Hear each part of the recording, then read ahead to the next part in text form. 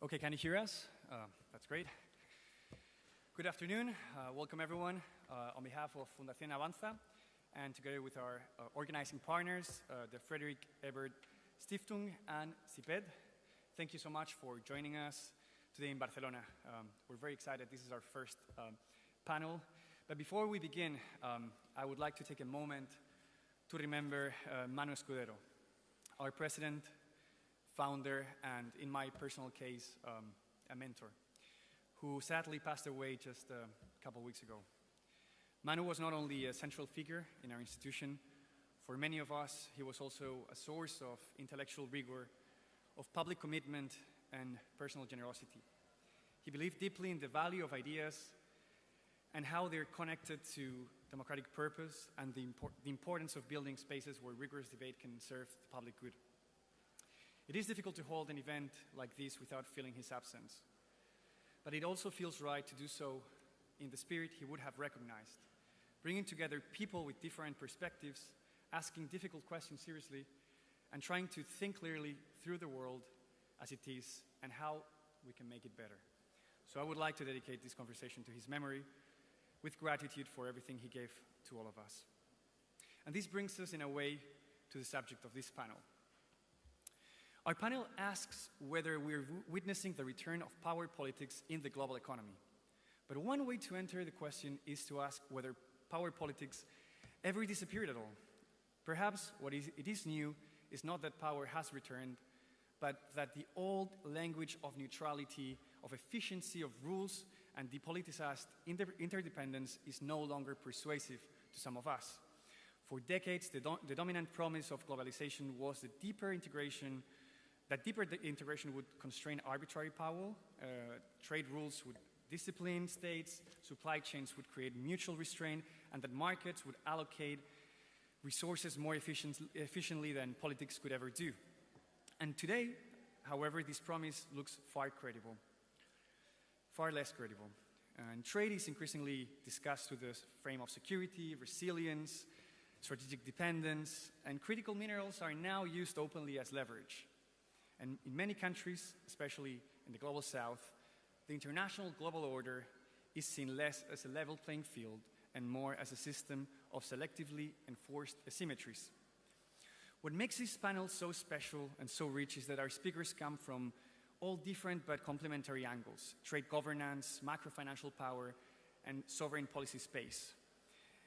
And through these, I want to start by asking this first broad question, but perhaps also, in a way, the most important one: what exactly has changed?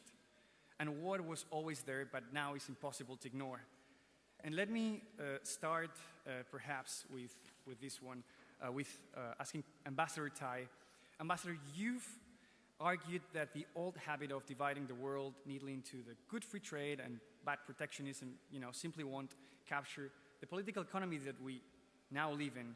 So is this break today that governments are finally admitting that trade rules always distribute power, be these among workers, firm states, or, just creating efficiency? Thank you so much, Bernard. It's a real honor to be here with all of you. I was the U.S. trade representative for 4 years. I've worked in U.S. trade policy for over 20 years. And most of those 20 years were, at least the first half, were in this era of free trade, where the governing assumption around the world was you get rid of barriers, whether they are tariff barriers or they are regulations. You push the power of government and you try to discipline that power to create the space for the private sector, for multinationals, to make their best decisions. And the result of those best decisions would be growth, prosperity, and peace. But now, I'd say 45, 50 years into this order, we are seeing less growth. The growth that we have seen has been captured generally at the top, whether that's within economies or between economies. And today feels much less peaceful, much less secure than we felt, or at least I felt, 10 years ago, 15 years ago. So what has really changed? Bernard, I think that you really put your finger on it. The dynamics of the power, and I appreciate going first because I think a lot of this conversation is coming from my country right now. The things that you see the United States doing today, I think is a very, very naked manifestation of things that we have probably been doing for quite a long time. And that nakedness, while it's on a spectrum, the brazenness of it today is qualitatively important and different. One brief historical point I want to make for all of you. Having worked in trade policy, the era of our free trade was built on this very elite set of assumptions. And as we entered the NAFTA, as we entered the WTO, as we pursued all of these essentially neoliberal international economic policies, our message to those being displaced, our message to those who are disrupted in their livelihoods, in our economy was tough luck. What has changed really for us in the last 10 years is that our current president, in his second term, was able to build winning coalitions in our democracy twice. And those winning coalitions brought together those segments of our economy that we told tough luck to, and the very richest in our economy. And that coalition was put on steroids in the second election our president won. And I think it is a really important key to understanding how we got to where we are and what the stakes of the current dynamics are. Thank you so much. I'll be asking questions in different order, so I would now like to turn to Martín Guzmán. Martín, your recent trade draft in a report that you co-published with Joseph Stiglitz suggested that we are now living through not a single rupture, but a sort of polycrisis in multilateral trade. We see the failure of the pre-Trump order, the rise of China, and then the weakening of the rule-based facade, right? So which of those do you think, Martín, is the deepest break, and what does that tell us about the world we live in right now? Okay, good. So thank you for having me. When we refer to the polycrisis, we basically refer to three concurrent crises that we are witnessing. The first one is that it comes before Trump. It's a failure of a multilateral order based on a combination of neoliberal tenets and too much influence of vested interest. Too much power to finance, too much power to multinational corporations. Tenets that left aside key assumptions for the workings of a modern economy that were not meant to deal with processes of innovation, were not meant to lead to rules that would be beneficial for workers. Well, we're seeing the consequences of that. The second crisis has to do with the integration of China in the global economy. And again, the system was never designed to provide a response to the integration of China in the global economy, in a world in which there is learning by doing, where production takes place matters. I echo the comments from the ambassador in the US. There was, again, too much power of multinational corporations determining the international trade rules. And this is also true for other critical rules in the global economy, including the international taxation architecture. And of course, the third crisis has to do with Trump. What we see now is a more extortive use of power, but abuses of power are not new.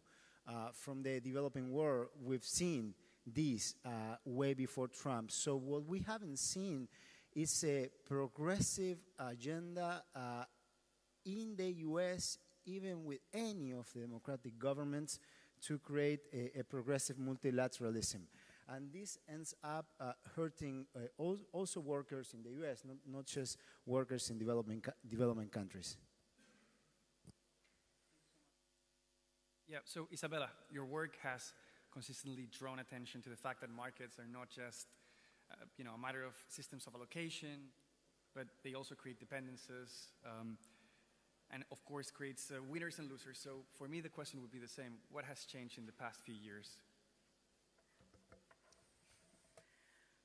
Yeah, thank you so much. Before going to what has changed, maybe we can talk about some long-run persistent patterns. We have actually done research where we compared the export diversification across the globe at the peak of the globalization at the turn of the 20th century under outright high imperialism with export diversification across the globe at the peak of the current globalization.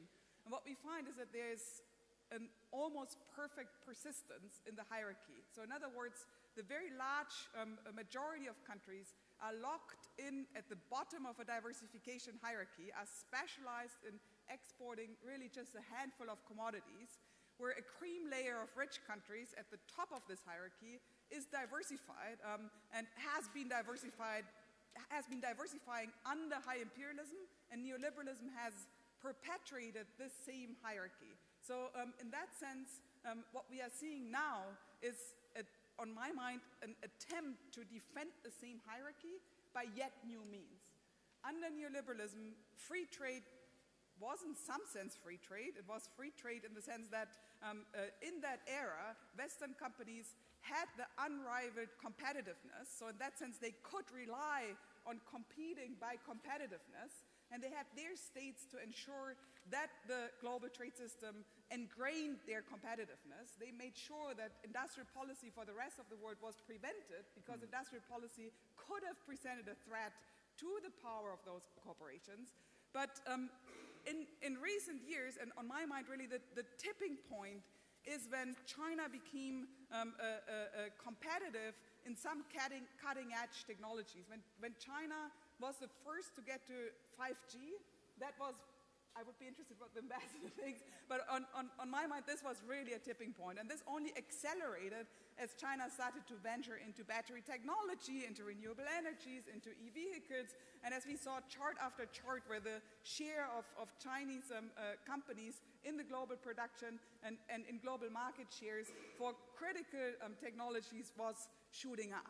And that kind of brought back industrial policy as a tool to defend the competitiveness of Western companies, but that also meant that multinational Western headquartered companies that had been the champions of globalization, that had been the protectors of Chimerica, of the alliance between the US and China, that they became ambivalent and eventually switched to being outright hostile. And that, I think, was kind of the backbone of the more or less peaceful collaboration under the free trade agenda. And what we have witnessed is this tipping, and now it's really tipped from targeted, technocratic, well-designed industrial policies into outright violence, if we look at what the Trump administration is doing, and really, I mean, ironically, in a sense, bringing us back to the tools that high imperialism used to rely on. On my mind, the real question at stake is it possible for us to find an international order that is not based on cutthroat competition, whether it's based on markets or it's based on industrial policy or it's based on outright imperialist policies? Now, is there a way to find an international economic order that has meaningful elements of cooperation, and now I sound pathetic, but I mean it, for the sake of life on this planet, for the sake of the survival of humanity at this very moment that we are living through? Okay, thank you so much. Gracias. Kevin, from the standpoint of democratic legitimacy and the international order, how important is the widening gap between institutional architecture of the global system and the actual distribution of economic power in these changes that we've been discussing? Well, thank you for the invitation. First of all, it's an honor to be here. The gap is huge, and it's really a source of tension in the international system. But I don't want to leave aside the question of what has changed. one of the things that has changed is that people like me have become much more mistrustful of globalization. And when I talk of people like me, you should know that I was at the heart of the process to ratify CAFTA-DR in Costa Rica. And it cost me my job in government. So I have the scars to show. I was a true believer in free trade. And it's become very clear to me that we were terribly starry-eyed and terribly naive in a number of ways. First of all, we were very naive when it came to globalization about the national security implications. I mean, it was not all about comparative advantage, of course. I mean, if it were about comparative advantages, Russia would be supplying gas to Europe ad infinitum. And there's also the realization that the interdependencies can be very easily turned into leverage, can be weaponized very easily. So we've become much more mistrustful of globalization, number one. Number two, there's the question of energy. My impression is that a lot of what's happening in the international system right now, it's all about energy. And of course, this is not new. I mean, the way in which energy resources have been weaponized, instrumentalized in the past is not new. I mean, one can think of, 1973 or many other examples. But the way in which this is being done, as we speak, is so naked.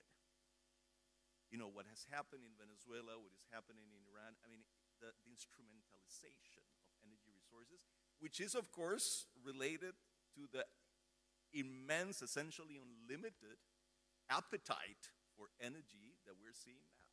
So that is driving a lot of what's happening in the international system. And third, I would say that something that is new is the completely unprecedented, in my view, concentration of wealth and power in the hands of private actors. And I'm thinking here, most prominently, in the digital technology firms in Silicon Valley. A concentration of power that is distorting even the viability of democracy.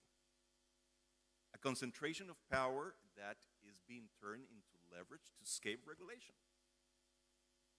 This concentration of power, this level of concentration of power, in my view, is completely unprecedented.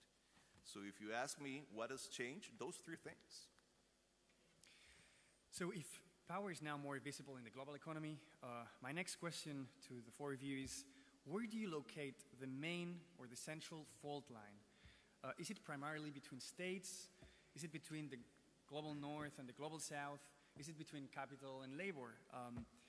So I will be briefer presenting my questions now, and please do hit me if you would like to do a rapid reaction to any of the points of your panelists. Let's start with Martin. What do you think? What's the main fault line right now? Okay, so multiple ones. In the last 55 years, there were two big events that changed the balance of power between markets and states.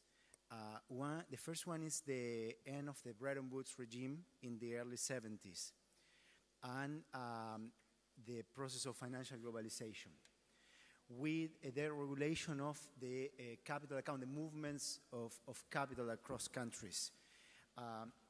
On the one hand, that gives an advantage to the advanced economies that are seen as the safest countries that benefit from the fact that in the bad global times, they get more capital that leaves the developing countries when there is more uncertainty. So that hurts the developing countries. So in that sense, we could establish a divide between advanced economies and developing economies that face higher volatility in general, higher volatility of exchange rates, higher volatility of financing conditions.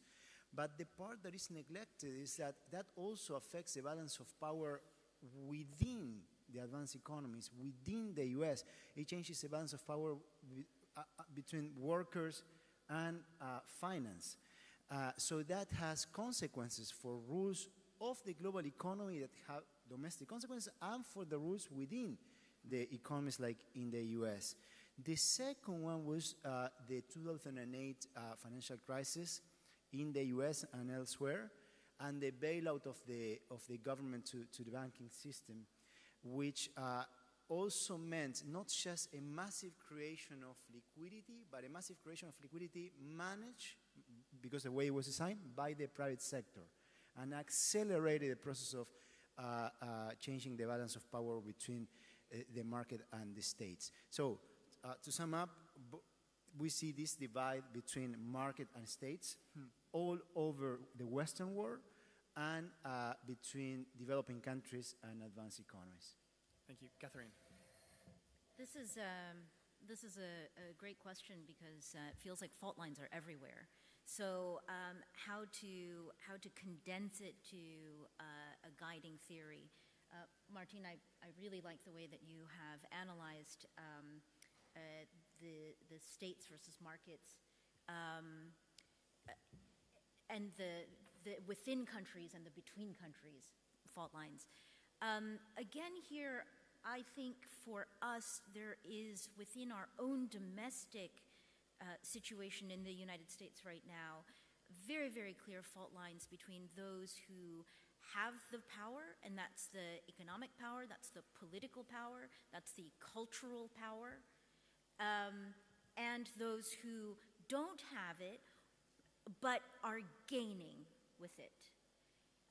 And in many ways, if you look at what's happening to us internally, what's driving it it can be seen as a kind of a response to a significant demographic shift within the United States. If you look at the fault lines of culture, of race, of sexuality, of class, we have a hard time talking about class in the US, but along those four fault lines, you see those in the established power positions doing things economically, doing things politically, through regulatory, and then through the brutal exercise of illegal power too, questionably legal power, to change the forces to try to push back this increasing access to power by new groups of people and new groups of forces within our economy and in our politics.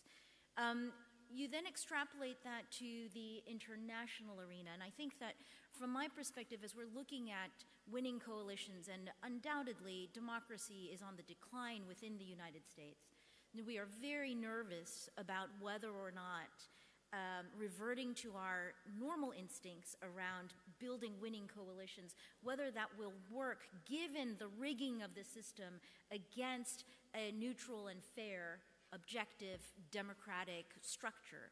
Nevertheless, I think that the key point is still, how do you successfully build the coalition of segments and components within your polity and your society and your economy to overcome this moment?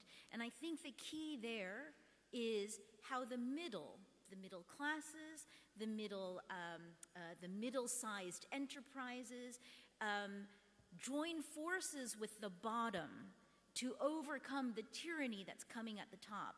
And I think that that is also a roadmap to the international response to what is happening, which is how do the middle and the bottom come together to join that coalition?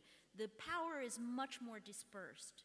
But how do these dispersed entities come together to throw off the growing control that is coming from the very tops of our societies and the global order? Isabella. Thank you. I pick up where Martin left it with the latest crisis as kind of the third installment maybe in these moments of change in the relationship between the public and markets. And I would argue that decades of neoliberalism didn't just mean less state and more market. It meant dismantling the buffers, the protective layers that states had built around the essentials of life, of the organization of energy, of the organization of food, of the organization of public infrastructure, and so on. And in the crisis that hit with the global pandemic, followed by the Russian attack on Ukraine, what we really saw were shocks on the essentials. And we saw an inflation of essentials, of prices of essentials spiraling upwards in ways that meant an immediate redistribution from pretty much everyone to a handful of capital owners, and pretty much everyone to really a handful of gigantic firms that manage and organize those essentials. And that fault line, if you want so, presented itself in different ways for the global south and the global north. But it's not just a global north, global south divide, it's also a majority of the people in the global south and majority of the people in the global north versus capital owners in those two blocks, kind of a default line. What happens when the prices of essential commodities spike, as we have seen, is that the rest of the economy, the rest of the corporate sector actually does not absorb those cost shocks, but passes them on in ways that protects their profit margins. For the commodity producers in the global south, it first looks like a good thing that the prices are shooting up, but in fact, I mean, it's a good thing for a very small handful of people who control the commodity sectors, which is a very small elite that in many ways is inherited from colonial times. But what happens to most people is that the prices go up in ways that when we talk about food insecurity in the global north, we really talk about hunger and like real, like existential threats to livelihoods in the global south. So I think that in this world of, enormous corporate power over essentials, it's a project that aligns the interests of the majority of people in the global south and the majority of people in the global north to reclaim those essentials in the public interest. And I think that this is one of the fault lines that we often don't look at because it's also sectoral, right? Like the sectoral intersects with the fault lines between classes in rather complex ways. I would add that as we speak, looking at what the Trump administration is doing, what they are doing in Iran, what they are doing with Venezuela, I mean, in a way, like blocking the Strait of Hormuz is really putting the global economy as a collateral damage for their project. And I think that is not incidental. If you read the writings of someone like Peter Thiel, then they really have a vision of a small handful of people living literally on islands behind walls and letting the rest of the planet burn, right? So this is like basically all of us are being turned into collateral damage to their elite project. And in a way, this is the radical extension of the system and the crisis that we have been living through in recent years. Thank you so much. Kevin.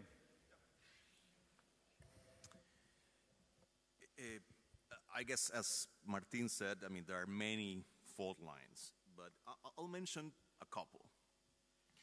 I mean, one obvious fault line is in the global economy is between those that prefer international trade guided by some sort of rules, imperfect though those rules might be, and they have been grossly imperfect for sure, and those that want the jungle. And I can tell you from the perspective, and here I'm wearing my Costa Rican hat, the jungle is a pretty lonely place for a country like Costa Rica. I mean, we repeatedly managed to prevail in cases that were brought to the WTO. There was something there that was grossly imperfect, but it was real for countries like Costa Rica.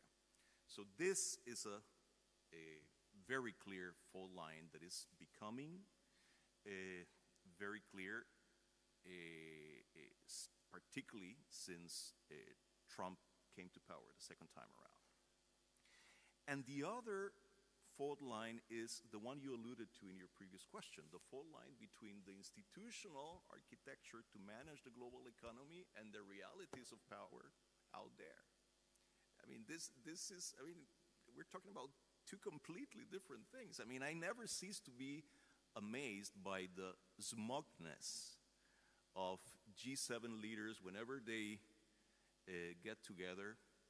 They exude this notion, this pretension that they can still dictate what happens with the global economy. Well, that's not the way it works. The last time I checked. So, the smugness with which they cling on to this, for, you know, just to name one example, this absurd role whereby the head of the IMF is always a European and the head of the World Bank is always a US national. Why? And I have to say that is one of the great ironies of our time, that a country like China, that in many ways has been given the short end of the stick when it comes to the global architecture to manage the global economy, has emerged as the defender of a rules-based order. This is nothing short of amazing. So this fault line between institutional architecture and the realities of power is a huge one. And of course, it's not just about economics. I mean, you can see this fault line in other aspects beyond the global economy as well. Thank you. So we have a couple of questions left, but only 10 minutes, and I've been told that if we spend any extra minute, we will be dragged all the way to the door. So allow me to perhaps merge the last two questions into one, and be as brief as I can. What can governments do now? What are important policy adjustments that right now are missing in the mainstream debate? And through these policies, can we think of a new world that can be built from that? And again, I want to give you around 2 minutes to respond to this, as hard as that might be. And let's start with you, Martin. What do you think? Sure. Okay, so what can governments do to deal with the multiple crises we referred to today? I would say we have to define at what level, right? What can governments do domestically? What can governments do multilaterally? What can governments do even regionally? First, the most important one, in my view, will be hopefully a progressive US government in the future. I would say it should have a multilateral agenda that is radically different than what we've seen throughout different administrations, and including mostly the democratic administrations in the US. And we haven't seen that progressive agenda yet. So that would be the most important change for the way the global economy works. Then second, we heard about coalitions of the willing, and that's good. It's probably one of the few things that can be done in the near term. Countries getting together to achieve things, they have to be concrete things. So we have to define, okay, what can a coalition of the willing do? There are things that can be done. Like, for instance, some countries could pool resources, like the special drawing rights they receive, to have their own financing lines, and therefore have less dependence on multilateral institutions that follow the dictates of power in the way power is distributed today. We could discuss a list of issues that coalitions of the willing could achieve. And third, domestically, of course, it depends on what countries you refer to and what regions. I'm going to refer briefly to developing countries and my region. There is a need for defensive measures. There's no alternative. When it comes to finance, what we see is that countries like Brazil, Colombia, they pay such a high burden of interest to GDP in their budgets, and that severely constrains the ability of the state to implement development policies. And this has to do with a failure for the integration. There is a very important role for capital account regulations to have more autonomy of fiscal and monetary policies. So that's something that governments could do domestically. Thank you so much. Kevin.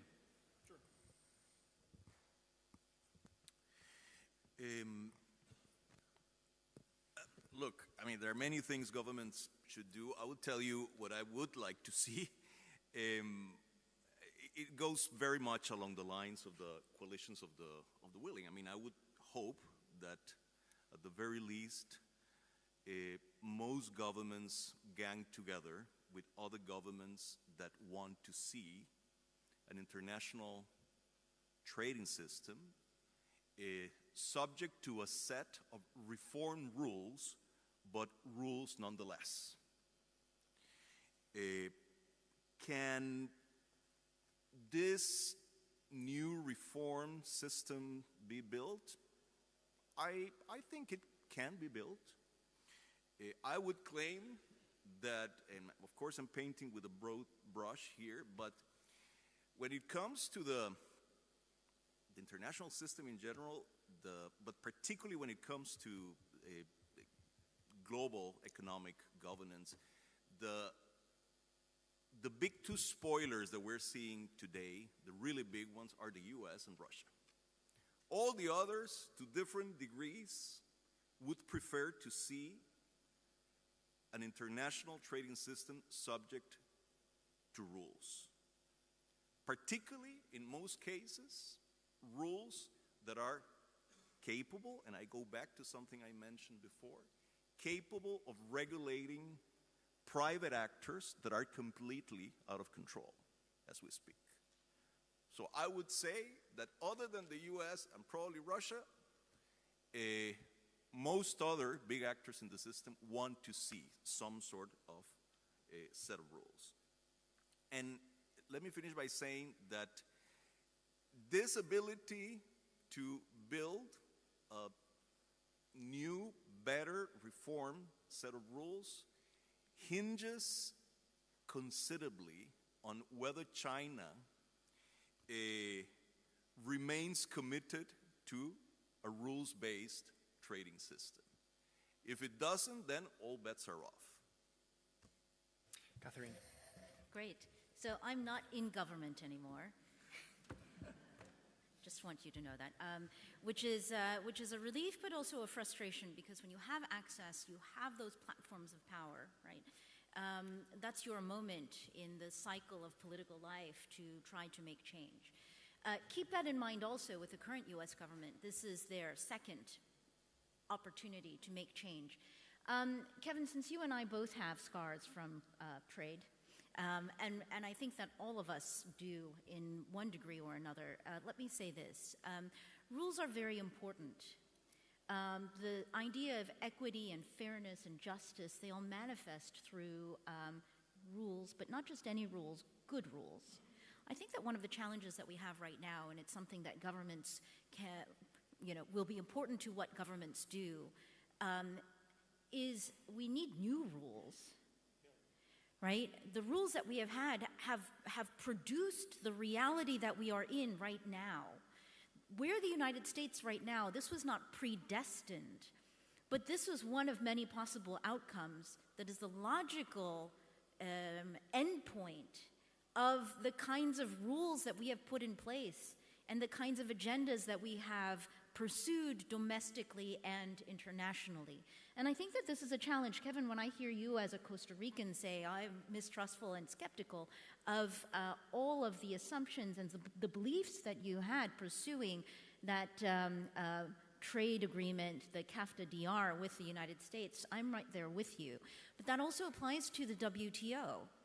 Now, I have a certain history with the WTO. The WTO in some ways brought me up. I started my trade career as a WTO litigator. We tried to reform the WTO during the Biden administration.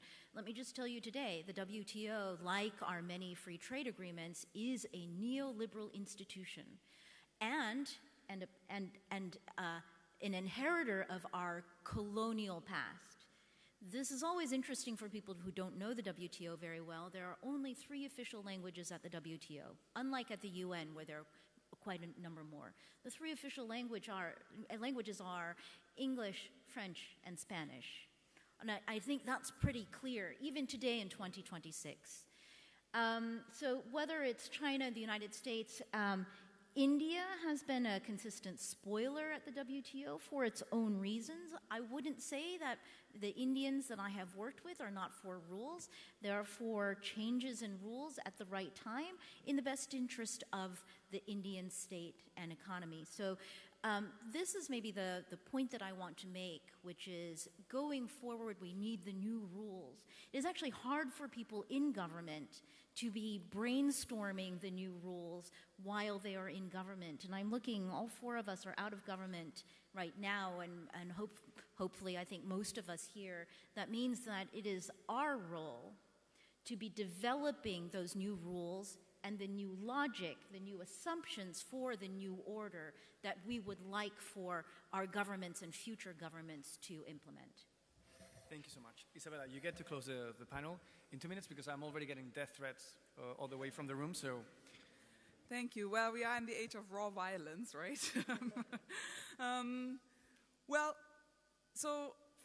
Building on what Ambassador Tai just said, I think we do need new rules, but we need a specific kind of set of rules. And I said this on the previous panel, and I'll say this here, and I'll say this in the next weeks whenever I speak.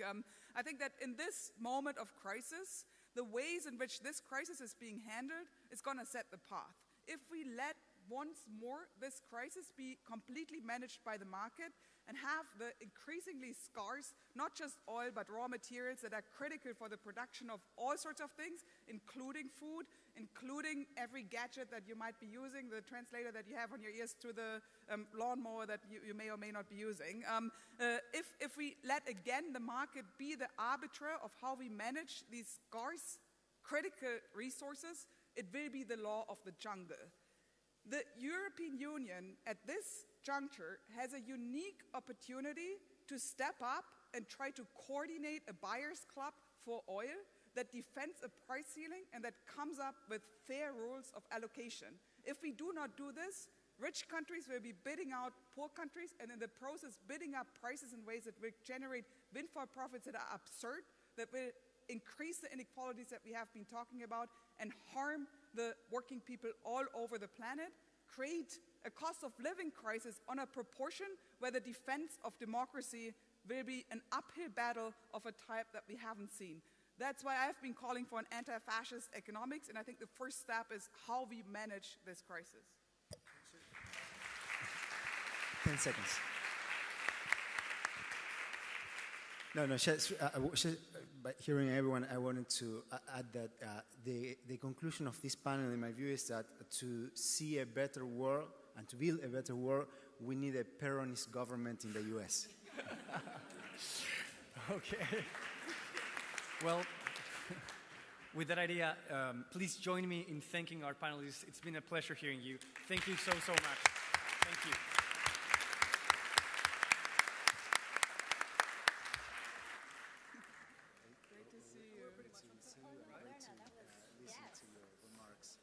Thank you. I'm a little bored. The energy market. Very nice to meet you. Great to listen to your remarks too, Martin. I would like to see your report. Is it a new one on the poly crisis? No. That's he referred to just a set of